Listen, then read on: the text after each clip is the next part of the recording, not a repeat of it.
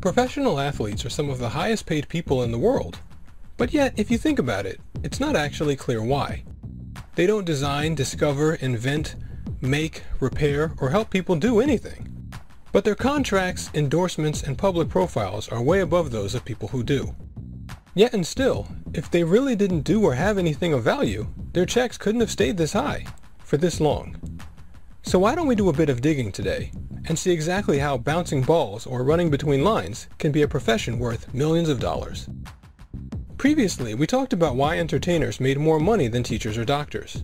And in the process, we mentioned at least one thing that's also relevant here. Teachers and doctors do a large thing for a small number of people, and entertainers do a small thing for a large number of people, which means the cost of their services is far less for each individual, but the number of individuals buying allows them to get a far bigger check overall. But there's a bit more to this when it comes to professional athletes, who naturally compete in sports leagues. Sports leagues are actually entertainment products themselves. The sport and the league itself are actually set up to produce situations that people find stimulating or pleasurable to watch. Those being people pursuing their goals, learning and growing as people, stimulating problem solving, and even physical and moral conflict. And because sports are legitimate conflicts, the situations they can generate enter people's minds with perfect believability and thus full effectiveness, which is an advantage over fictional entertainment. However, that's not the only side to the coin, because legitimate products like sports have a higher ceiling, but also a much lower floor. Fictional entertainment will always be set up to show a functional plot, moral situations that people react to, and satisfying results. If a sport has the wrong people playing, or a poor setup for its rules, then the result can be incredibly flat, giving people almost nothing to watch. Now, most modern sports have the basic formula down enough that it can't get that low, but they also invest so much money in their product that it has to deliver on a certain high level for them to get high enough ratings and sell enough tickets and merchandise to turn a profit. And that precisely is the key. Professional sports operate on a high enough level that they must pursue their most compelling storylines in order to survive. And as you might guess, the key to those storylines is the people playing them out. The battle to discover who the best is in the world, the alpha in the group, is something that everyone instinctively watches. So athletes who put teams in that position, where that final battle is played out, get the largest share of the money. And that same format allows younger people to see who the best is at something, since they naturally want to watch and learn to be like those people, and thus also want to buy tickets the most and use the same things those people use. So, while the talented players who help the teams get to that profitable part of the league's narrative get a huge portion of the money, talented players who are also likable, who seem safe for kids to be around and want to watch, will get paid even more. Along the same lines, there can be talented newcomers getting set to take over the league. People will pay to see that, but only if someone is there who actually can genuinely fulfill the role, and allow people to follow that sequence of events playing out.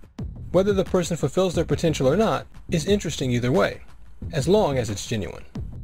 Likewise, we have a natural interest in watching people pursue their goals, since it will show us a lot about those people in the world.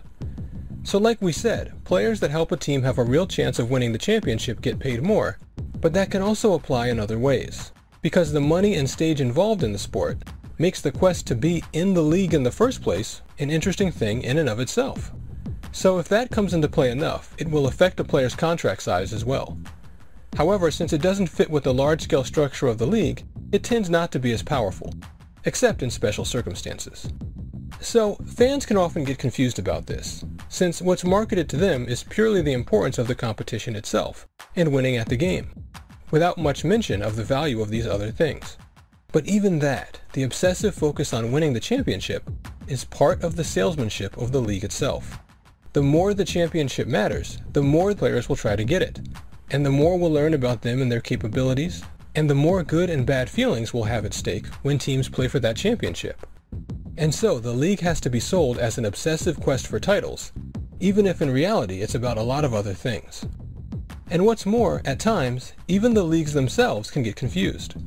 It's very common for them to occasionally try to de-emphasize the players themselves, and sell only their own name and brand to fans, since that's a much more consistent thing for them, and it opens them up to far fewer headaches when dealing with star players who may mess up in public or demand more money. But inevitably, those leagues end up having to go back to the classic formula, the one built around the real players themselves. The World Championship match itself represents unique value. 10 years of the knockout tournament, I think that was a disastrous experiment. This is because, try as the leagues might, people can never connect to call letters in the same way they can to other human beings, and the real struggle between them, and their personal reactions to the qualities those people show. People who don't like hockey and not like soccer, we do love the mano-a-mano, all right, goalie's going to stop you from trying to score thing. And likewise, when leagues attempt to manufacture stars, they end up in the difficult spot of having to compete with normal scripted entertainment, which naturally has far more experience at taking fictional situations and making them believable. And also, by nature of being fictional from the beginning, they can bring in all kinds of fantastic elements that are especially attractive but don't exist in our own reality. And so, no matter how many variations we might see on professional sports leagues, in the successful ones, certain elements will remain consistent.